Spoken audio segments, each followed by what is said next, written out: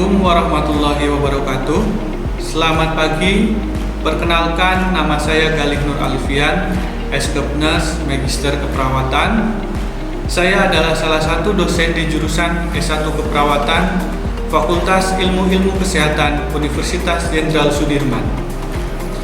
Dalam rangka proses sertifikasi dosen tahun 2002, gelombang 2 ini, video ini dibuat untuk memenuhi prasyarat pernyataan diri dosen dalam unjuk kerja Tridharma Perguruan Tinggi atau PDD UKTPT sebagai bukti kontribusi saya dalam pelaksanaan Tridharma Perguruan Tinggi bidang pengajaran.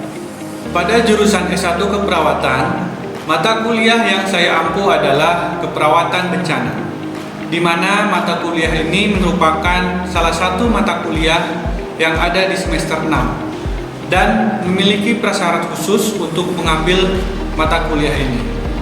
Prasyarat tersebut adalah mahasiswa harus lulus terlebih dahulu dalam mata kuliah keperawatan dewasa, keperawatan maternitas, keperawatan anak, dan keperawatan jiwa.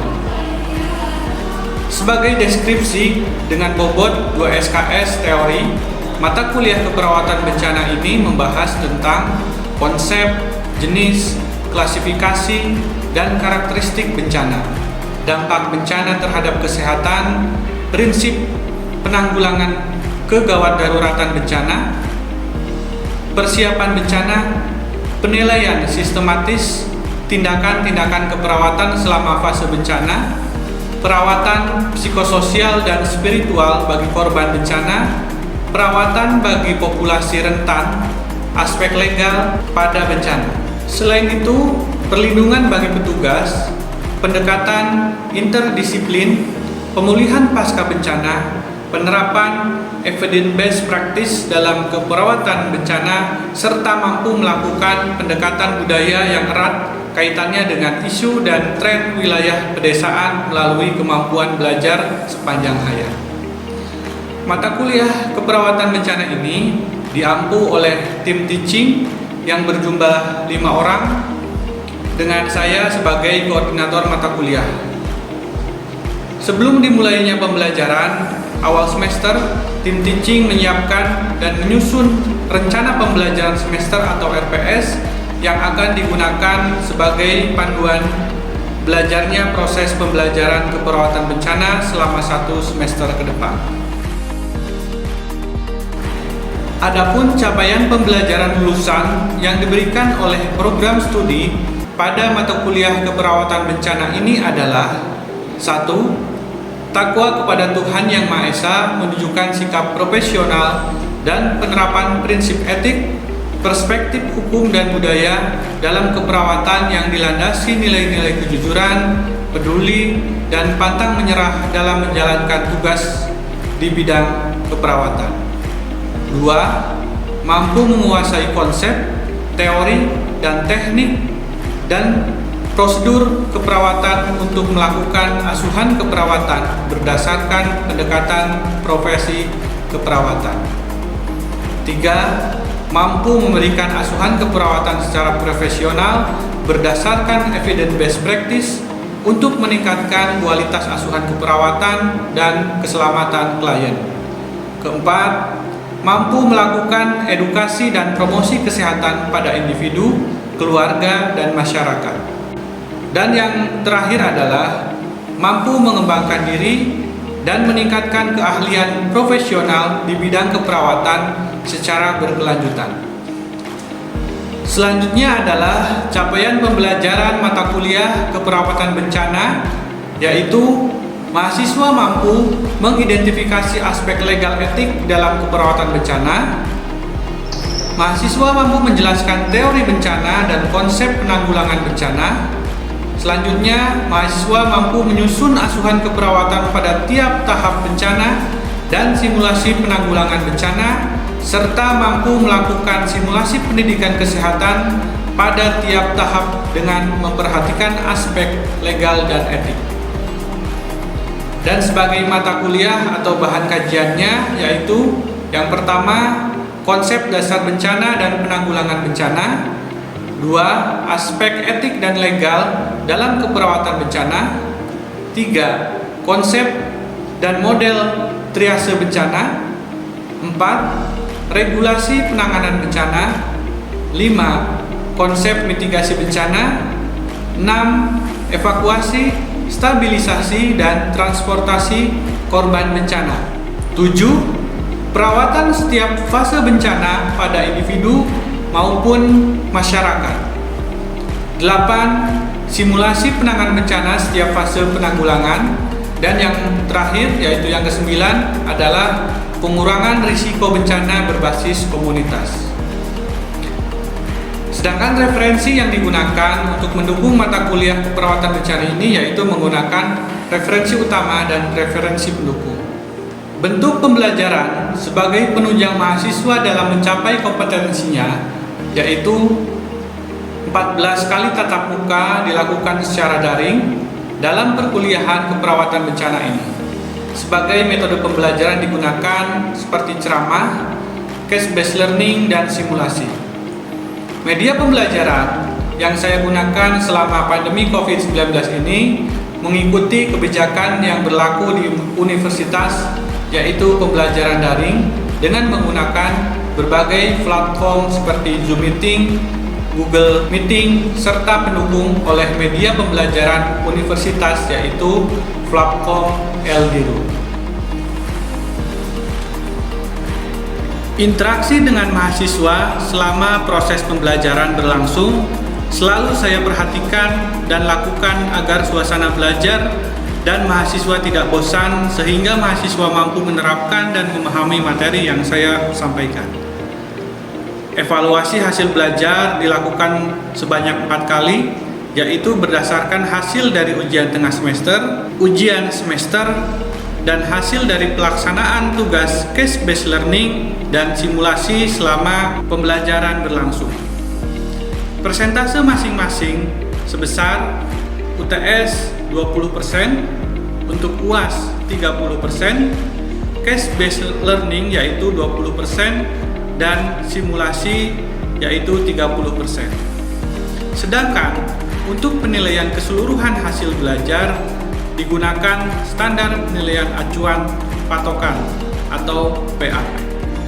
Perkuliahan keperawatan bencana ini diawali dengan melakukan kontrak pembelajaran di mana saya memaparkan berbagai topik materi yang akan disampaikan berikut nama tim teaching sehingga metode pembelajaran serta proses evaluasi. Dengan kontrak pembelajaran ini diharapkan mahasiswa memiliki persamaan persepsi terhadap materi pembelajaran yang akan disampaikan dan mematuhi kontrak pembelajaran tersebut. Berdasarkan rencana pembelajaran yang telah ditetapkan sebelumnya, dari beberapa topik atau materi pembelajaran dalam mata kuliah keperawatan bencana ini, saya memberikan materi tentang konsep dasar dan penanggulangan bencana. Berikut adalah video pelaksanaan pembelajaran tersebut. Baik, kita mulai. Bismillahirrahmanirrahim. Assalamualaikum warahmatullahi wabarakatuh. Selamat pagi semuanya. Alhamdulillah kita bisa bertemu di mata kuliah keperawatan bencana ini sesuai dengan kontrak kita sebelumnya gitu ya. Untuk pertemuan pertama kali ini kita akan membahas tentang konsep dasar bencana dan penanggulangan bencana gitu ya. Baik, sebelum saya memulai, saya akan share screen terlebih dahulu. Nah, sudah terlihat belum? Sudah, Pak. Sudah, Pak. Baik, materinya sudah terlihat ya. Ya, baik. Kali ini kita akan berbicara ataupun belajar bersama terkait dengan konsep dasar bencana dan penanggulangan bencana itu sendiri. Nah, beberapa hal sebelum kita belajar, nanti diharapkan mahasiswa mampu menjelaskan konsep dasar bencana. Yang kedua, mahasiswa mampu menjelaskan jenis-jenis bencana itu sendiri. Dan yang ketiga, mahasiswa mampu menjelaskan tentang penanggulangan bencana. Nah, jadi seperti kita ketahui bahwa bencana ini meningkat, kejadian bencana di Indonesia memerlukan kecepatan dan ketepatan dalam koordinasi gitu ya. Nah, selanjutnya peran dan kontribusi bantuan kemanusiaan internasional juga semakin besar, koordinasi yang kurang efektif dalam penanganan tanggap darurat yang melibatkan bantuan internasional, dan belum adanya mekanisme dalam aktivitas klaster kemanusiaan dalam penanggulangan di Indonesia sendiri. Nah, ini beberapa latar belakang kenapa kita belajar terkait penanganan bencana gitu ya, ataupun penanggulangan bencana itu sendiri, karena memang seperti kita ketahui bahwa Indonesia ini gudangnya bencana gitu ya, baik bencana banjir, tsunami, gempa bumi, gunung meletus, dan lain sebagainya. Oke. Nah, apa itu bencana gitu ya? Seperti kita ketahui bahwa bencana itu merupakan suatu gangguan serius terhadap keberfungsian masyarakat sehingga menyebabkan kerugian yang meluas pada kehidupan manusia dari segi materi, ekonomi, atau lingkungan. Dan gangguan itu melampaui kemampuan masyarakat yang bersangkutan untuk mengatasi dengan menggunakan sumber daya mereka itu sendiri. Nah, itu pengertian dari bencana itu sendiri. Nah, menurut Undang-Undang tahun 2007 nomor 24 bahwa bencana itu sendiri merupakan peristiwa atau rangkaian peristiwa yang mengancam dan mengganggu kehidupan dan penghidupan masyarakat yang disebabkan baik faktor alam, non-alam, maupun manusia sebagai penyebab timbulnya korban jiwa, kerusakan lingkungan, kerugian harta benda, dan dampak psikologis. Jadi memang seperti pengertian bencana itu sendiri, bahwa bencana ini tidak hanya mengancam ataupun mengganggu kehidupan masyarakat saja gitu ya, tetapi bisa menimbulkan korban jiwa, kerusakan lingkungan, harta benda kehilangan gitu ya, bahkan bisa menyebabkan dampak psikologis terutama pada masyarakat rentan. Nah, masyarakat rentan ini diantaranya ada ibu hamil, orang tua, dan anak-anak. Nah, biasanya pada usia rentan ini ataupun masyarakat rentan ini yang bisa menimbulkan dampak psikologis yang berkepanjangan ketika kita tidak mengatasinya dengan serius. Nah, baik, kita lanjutkan. Jadi beberapa hal di sini menurut Undang-Undang Nomor 24 Tahun 2007 bahwa bencana ini dibagi menjadi beberapa macam gitu ya. Yang pertama, macam-macam bencana alam. Di sini ada gempa bumi, tsunami, gunung meletus, banjir, kekeringan, angin topan, tanah longsor. Nah, ini biasanya beberapa bencana ini yang bisa terjadi di wilayah-wilayah yang tersebar di Indonesia itu sendiri. Nah, bencana itu dibagi dari beberapa macam. Pertama, bencana non-alam. Nah, contohnya bencana non-alam ini yang pertama terkait dengan gagal teknologi, adanya gagal modernisasi, epidemi, dan wabah penyakit. Nah, ini salah satu yang kita alami sekarang ini, juga salah satunya yang disebabkan dengan bencana non-alam, yaitu pandemi COVID-19. Nah, ini salah satu bencana juga gitu ya, yang dialami hampir di seluruh dunia gitu ya. Nah, selanjutnya bencana sosial gitu ya. Nah, bencana sosial ini contohnya konflik sosial antar kelompok atau antar komunitas di masyarakat. Nah, selanjutnya berdasarkan jenisnya. Jadi bencana ini dibagi menjadi 3, yaitu bencana alam, bencana non-alam atau ulah manusia, dan konflik sosial. Tadi bencana alam contohnya jadi sudah disebutkan juga ya, ada tsunami, di sini gempa bumi, gunung meletus. Nah, ini bencana yang dinamakan bencana alam.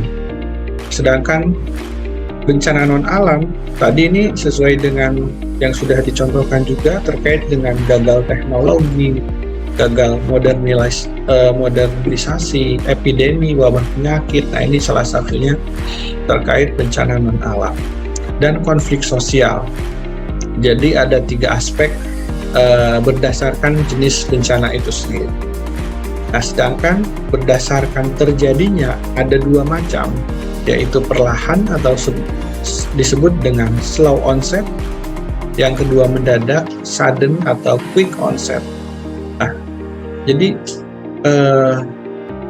berdasarkan terjadinya ini, yang pertama terkait dengan slow onset atau perlahan, biasanya bencana ini kita tidak tahu gitu ya kapan akan terjadinya. Ini biasanya diawali misalkan gunung meletus, adanya gempa bumi, ataupun tanda-tanda awal sebelum terjadinya bencana itu sendiri secara perlahan gitu ya. Nah, bisa juga bencana ini secara mendadak atau sudden atau quick onset gitu ya. Kadang-kadang tidak didahului dengan tanda-tanda yang terjadi gitu ya. Langsung misalkan terjadi gunung meletus atau langsung terjadi tsunami tanpa didahului dengan tanda-tanda yang yang kita curigai akan terjadi suatu bencana. Nah, terus yang ketiga yaitu berdasarkan aspek penyebabnya. Jadi aspek penyebabnya yang pertama ada geologi, hidrometeorologi, ada biologi, teknologi, dan lingkungan. Kita lihat ya di slide ini bahwa Indonesia ini terbagi ataupun dikelilingi oleh lempeng gitu ya. Ada 3 lempeng yang mengitari Indonesia itu sendiri yang menyebabkan adanya gunung api gitu ya. Nah, ini yang merah ini, gambar yang merah ini dari seluruh wilayah yang ada di Indonesia ini merupakan wilayah gunung api yang aktif gitu ya, yang bisa sewaktu-waktu menyebabkan terjadinya gunung meletus, gempa bumi, dan lain sebagainya. Karena wilayah Indonesia ini dikelilingi oleh 3 lempeng gitu. Yang pertama ada lempeng Indo-Australia, ada lempeng Eurasia, dan lempeng Pasifik. Nah, lempeng-lempeng ini yang menyebabkan adanya jejeran ataupun deretan gunung api di seluruh wilayah Indonesia. Kecuali, nah ini ya, di mana ini? Di pulau mana ini? Ada yang tahu? Di Kalimantan ya. Nah, jadi beberapa permasalahan dalam penanganan bencana ini ataupun problem yang sering muncul dalam penanggulangan bencana, biasanya yang pertama pada umumnya tidak ada persiapan. Itu ya. Yang kedua, tidak didahului adanya pemberitahuan, adanya risiko bagi petugas, tidak ada sistem pelaporan yang baik, tidak didapatkannya informasi jelas, dan komunikasi yang buruk. Nah, ini yang pertama terkait dengan tidak adanya persiapan. Nah, biasanya ketika kita terjadi bencana di suatu wilayah ataupun daerah, kadang-kadang wilayah setempat ini tidak adanya persiapan terkait bagaimana penanggulangan bencana itu sendiri. Misalkan di wilayah Banyumas sendiri, di sini potensi bencana di wilayah Banyumas yaitu ada gunung Slamet gitu ya, itu beresiko tinggi terhadap bencana gunung meletus. Selain itu potensinya ada gempa bumi gitu ya, terus tanah longsor dan lain sebagainya. Jadi kita harus mengetahui potensi apa yang kira-kira akan timbul di wilayah tersebut gitu ya, supaya dengan kita mengetahui potensi bencana di wilayah tersebut, kita tahu ataupun kita bisa melakukan persiapan ketika akan adanya bencana itu sendiri. Nah, yang kedua, tidak didahului adanya pemberitahuan.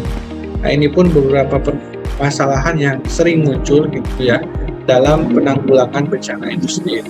Adanya risiko bagi petugas itu pasti gitu ya. Ketika kita melakukan pertolongan, evakuasi korban, itu akan beresiko juga bagi petugas penolong itu sendiri dan lain sebagainya. Di sini sampai permasalahan yang timbul karena komunikasi yang kurang baik antara petugas di lapangan. Nah, selanjutnya manajemen bencana memiliki masalah yang kompleks karena terdapat variasi dan jenis ancaman yang terjadi, keadaan geografis dan luasnya daerah bencana itu sendiri, adanya keragaman budaya, adat istiadat setempat, distribusi populasi yang tidak merata, dan distribusi fasilitas kesehatan. Nah, ini beberapa permasalahan-permasalahan yang kompleks dalam manajemen bencana itu sendiri. Nah, jadi dalam penanggulangan bencana itu sendiri, kerjasama lintas sektor ini sangat diperlukan dalam penanggulangan dan evakuasi bencana itu sendiri. Nah, kebutuhan organisasi dan kerjasama lintas sektoral sesuai analisis kebutuhan pada setiap tahap penanggulangan. Nah, di sini ada pada saat terjadi bencana, pasca terjadi bencana, dan pra bencana itu sendiri. Bagaimana penanganan ataupun menyiapkan masyarakat itu ketika akan mengalami bencana, dan bagaimana pertolongan pada saat bencana, dan bagaimana rekonstruksi pasca bencana itu sendiri. Nah, kelembagaan yang ada di Indonesia ini yaitu di bawah BNPB atau Badan Nasional Penanggulangan Bencana. Nah, ini yang mempunyai kewenangan ketika ada bencana di Indonesia itu sendiri. Nah, di bawahnya ada yang dinamakan dengan BPBD, Badan Penanggulangan Bencana Daerah Provinsi, dan Badan Penanggulangan Bencana Daerah Kota atau Kabupaten. Nah, berdasarkan terbentuknya BPBD sendiri, ini diatur oleh undang-undang. Nanti bisa dibaca sendiri ini. Nah, BPBD ini ada 3 fungsi gitu ya, ada koordinasi, pelaksanaan, dan komando. Nah, koordinasi dengan pusat atau BNPB, dengan sektor ataupun satker provinsi, satuan kerja, dan satuan pelaksana kabupaten kota, dan LSM ataupun swasta. Nah, ini melakukan koordinasi pada saat pra bencana, saat terjadi bencana, dan tahap rehabilitasi dan rekonstruksi itu sendiri. Itu fungsi yang pertama, yaitu melakukan koordinasi dengan semua aspek gitu ya. Dan yang kedua yaitu tahap fungsi pelaksanaan. Nah, fungsi pelaksanaan yaitu melakukan evakuasi dan koordinasi serta melakukan penanganan pada korban bencana itu sendiri, yaitu melakukan pelaksanaan penanganan korban secara terintegrasi gitu, ataupun terpusat. Sama ya pada saat bencana, pada prabencana, dan tahap rehabilitasi dan rekonstruksi. Selanjutnya, fungsi BPBD sendiri yang ketiga yaitu sebagai fungsi komando ataupun yang mempunyai kewenangan penuh gitu ya untuk mengkoordinasi ataupun menginstruksikan semua kegiatan yang ada di dalam penanggulangan bencana itu sendiri terkait dengan kemudahan akses dan lain sebagainya. Nah, inilah fungsi dari BPBD itu sendiri. Nah, ini tugas tracer kesehatan sebagai pelayanan kesehatan, pengendalian penyakit, dan penyehatan lingkungan, dan lain sebagainya. Nah, ini tugas-tugasnya dari Paskes Kesehatan dan koordinatornya itu sendiri. Nah, itu mungkin yang bisa saya sampaikan terkait dengan bagaimana tadi konsep dasar bencana dan penanggulangan bencana itu sendiri. Baik, mungkin ada yang ditanyakan? Silahkan. Izin bertanya, Pak. Ya, silahkan Nurani. Bagaimana meminimalkan permasalahan-permasalahan dalam penanggulangan bencana? Terima kasih, Pak. Ya, baik. Jadi untuk meminimalkan permasalahan-permasalahan dalam penanggulangan bencana, karena seperti saya sudah bahas tadi gitu ya, jadi banyak sekali permasalahan yang timbul dari penanganan bencana itu sendiri. Contohnya terkait dengan persiapan gitu ya, tidak didahului dengan adanya pemberitahuan dan adanya risiko yang tinggi bagi petugas. Nah, oleh sebab itu untuk meminimalkan permasalahan tersebut, yang pertama kita harus melakukan pelatihan bagi petugas-petugas gitu ya dalam melakukan evakuasi dan transportasi. Bagaimana kita melakukan sosialisasi gitu ya, dan melakukan pelatihan meningkatkan pengetahuan masyarakat terkait dengan penanggulangan bencana itu sendiri. Begitu ya, Nurani? Sudah jelas? Sudah, Pak. Terima kasih, Pak. Baik. Ada lagi? Atau sudah cukup? Ya, kalau sudah cukup, saya akan tanya ya. Tadi saya sudah jelaskan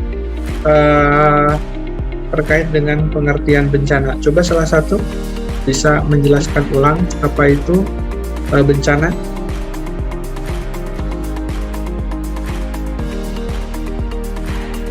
Baik Pak, izin menjawab. Ya, silahkan.